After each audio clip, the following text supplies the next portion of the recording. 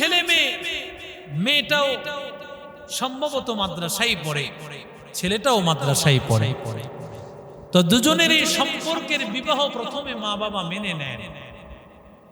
অধিকাংশ ক্ষেত্রে মা বাবারা মানতে চায় না, ভালো ফ্যামিলি হলেও মানতে চায় না, যে মেয়েটা ভালো জায়গায় গেছে, তারপরও অনেক সময় মানতে চায় না। এটা না মানার পিছনে একটা কারণ, যে এত কষ্ট করে তোকে লালন করলাম, তুমি নিজের মতো করে নিয়ে আসলে একজন, এত কষ্ট করে লালন করেছি, তুমি নিজে আরেকজনের ঘরে চলে গেলে। এটা হলো প্রত্যেকটা মা বাবার দিলের ব্যথার কষ্ট। এটা হওয়াটাই স্বাভাবিক।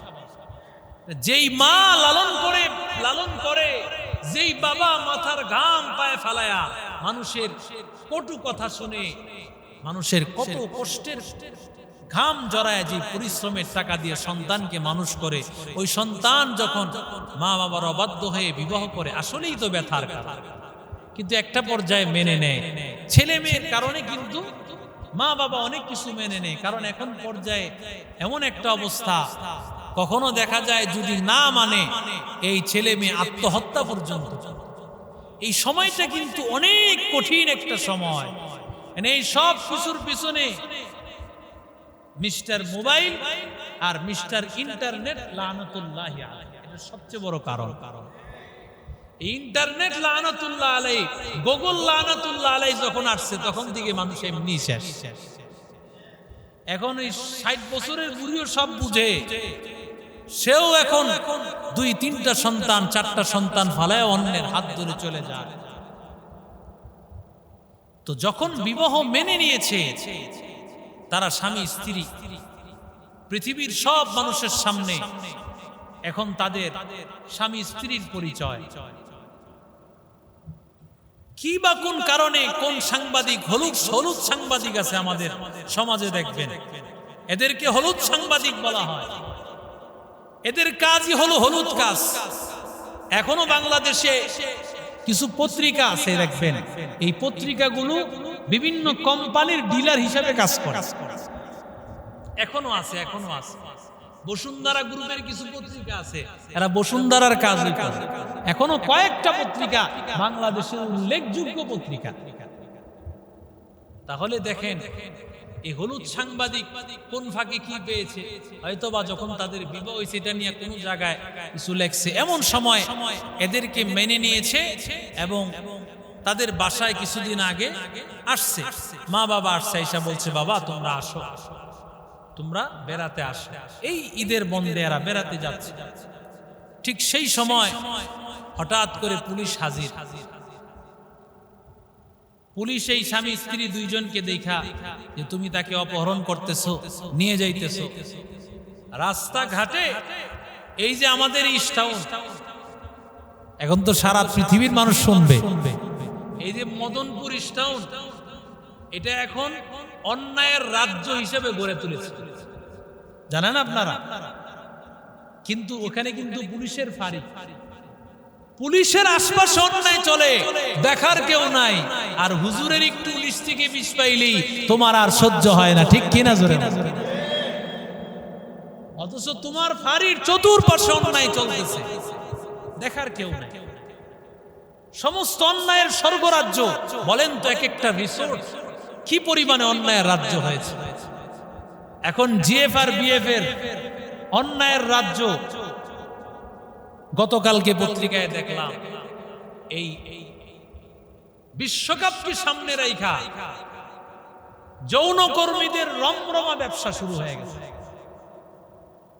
এমনকি সারা বাংলাদেশে দেখেন কি পরিমাণ ব্যবসা এগুলো। সাগর ভাই, সুমন ভাই, বাবুল ভাই, ঘটক ভাই, যত ভাই আছে এই ভাইদের নাম আর নাম্বার দেওয়া আছে। বলেন তো, ওভারব্রিজ বলেন, রাস্তাঘাট বলেন, পুলিশ কি চাইলে এদেরকে ধরতে পারে না? হ্যাঁ ধরে। কখন ধরে? কোন সাংবাদিক ভাইয়েরা যখন ওখানে পৌঁছে, বাস তখন তৎক্ষণাৎ ধরে সাংবাদিকরা বিশাল। এরপরে দেখেনি যাদেরকে ধরে এদের কি মামলা কেউ জানে না। একদিকে ধরে, আরেকদিকে আবার তারা ছাড়া পেয়ে, কোনো বিচার নাই। এদেরকে এতভাবে বলতেছে যে আমাদেরকে মেনে নিয়েছে।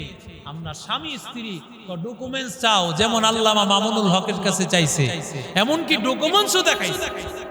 দেখেন কাবিননামা কেউ, আমরা এখানে যারা বিবাহিত আছি, কাবিননামা কার সাথে আছে বলেন? আছে কাবিননামা?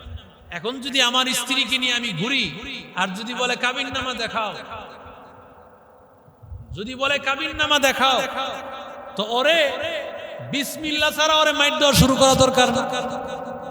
কাবিননামা নিয়ে কি কেউ ঘুরে বলে? দেখলাম আল্লামা আমাদের একজন আলোচক মুফতি ইলিয়াসুর রহমান জিয়াদি সাহেব, ওনার সাথে এরকম রাস্তাঘাটে তুমুল ঝগড়া।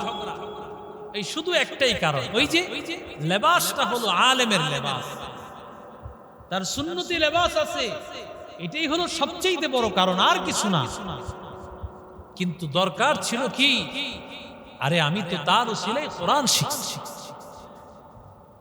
সে যদি কোনো অন্যায় করে তার হিসাব সে বুঝবে, কিন্তু তাদের উসিলায় তো আমরা কোরআন হাদিস দ্বীনের ফিকহ মাসালা, একজন আলেমকে আপনি কটাক্ষ করবেন কেন? কটাক্ষ করেন ভাই, আপনি তার পিছনে কেন লাগতেছেন?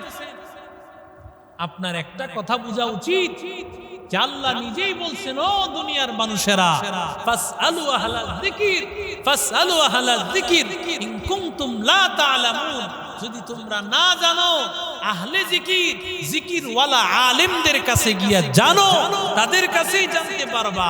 পৃথিবীর আর কাছে কারো কাছে গিয়া জানা তোমার পক্ষে সম্ভব নয়। যে পৃথিবীর যত নাম হতে পারে আছে এবং হবে কিয়ামত পর্যন্ত, এমনকি একটা চামচ বড় হইলে এক ধরনের নাম, মাঝারি ধরনের আরেক ধরনের নাম, ছোট হইলে আরেক ধরনের নাম, পেছনের রাস্তা দিয়া বায়ু বের হইলে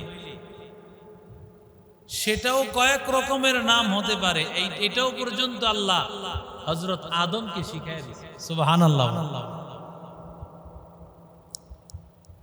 পৃথিবীর কিছু আল্লাহ তাআলা বাদ রাখেন নাই, সব কিছু আল্লাহ হযরত আদম আলাইহিস সালাতু ওয়াস সালামকে আল্লাহ শিখিয়ে দিয়েছেন। ইলমের মাধ্যমে আল্লাহ তাআলা সর্বপ্রথম মানুষকে আল্লাহ সম্মানিত করেছেন, লক্ষাধিক পয়গম্বরকে আল্লাহ সম্মানিত করেছেন ইলমের দ্বারা। নবীদেরকে সম্মান দান করেছেন যে আল্লাহ, নবীদের সম্মানের সবচেয়ে বড় কারণ হলো ইলম। নবীদের সবচেয়ে বড় সম্মানের কারণ হলো আল্লাহর সাথে সম্পর্ক হওয়ার ইলম তাদের সিনায় আছে। দান করেছেন কে? সরাসরি আল্লাহ, জিবরাইল আলাইহিস সালামের মাধ্যমে। সমস্ত নবীদের কাছে জিবরাইল আসছেন, আমাদের কাছে তো জিবরাইল আর আসবেন না। আল্লাহ তাআলা জিবরাইল আলাইহিস সালাতু ওয়াস সালামকে পাঠাইছেন নবীদের কাছে, কোন উম্মতের কাছে পাঠান নাই, কোন উম্মতের কাছে তিনি আসেন নাই। কিন্তু এই উম্মতের এত দাম যে এই উম্মতে মুহাম্মদ, তাদের কাছে এমন একটি কালাম, এমন একটি গ্রন্থ আছে, যেই গ্রন্থ হযরত জিবরাইল আলাইহিস সালাতু ওয়াস সালাম নিয়ে আসছেন উম্মতে মুহাম্মদ, রাসূলের উম্মত। এই কোরআনে কারীম আল্লাহ প্রদত্ত এই ইলম সারা জীবন শিখতে পারবে। সুবহানাল্লাহ। দেখেন ঈসা নবী, মুসা নবী, দাউদ নবী, তাদের উম্মত ছিল, হিসাব অনুযায়ী তো এখনো আছে না? দাউদ নবীর উম্মত হিসাবে আছে না? মুসা নবীর উম্মত আছে, ঈসা নবীর উম্মত আছে। যদিও নবীর আগমনের কারণে সব উম্মত রহিত হয়ে গেছে, এখন সমস্ত উম্মত এক উম্মত হবে। এমনকি নবী বলেছেন, লাউ কানা মুসা হাইয়ান লাত্তাবানি, মুসা নবী বেঁচে থাকলে আমার অনুসরণ করা ফরজ হয়ে যেত। মুসা নবী বাঁচলে আমি নবীর অনুসরণ তার জন্য আবশ্যক হতো। তাহলে বুঝেন আমার নবীর অনুসরণ কতটুকু জরুরি। সেই নবীর ইলম অর্জন করা, সেই আল্লাহ প্রদত্ত ইলম অর্জন করা কতটা জরুরি। আল উলামা ওয়ারাসাতুল আমবিয়া, উলামায়ে কেরাম হলো নবীদের ওয়ারিস। আল্লাহ নবীদের ওয়ারিস বানিয়েছেন আলেমদেরকে। পৃথিবীর কোন মানুষকে আল্লাহ নবীর উত্তরাধিকারী বানান নাই। যেই মানুষটা নবীর উত্তরাধিকারী তার সম্মান কত বেশি। নবী যত দামি, নবীর উত্তরসূরিও তত দামি। প্রধানমন্ত্রী যেমন দামি, প্রধানমন্ত্রীর অ্যাসিস্ট্যান্ট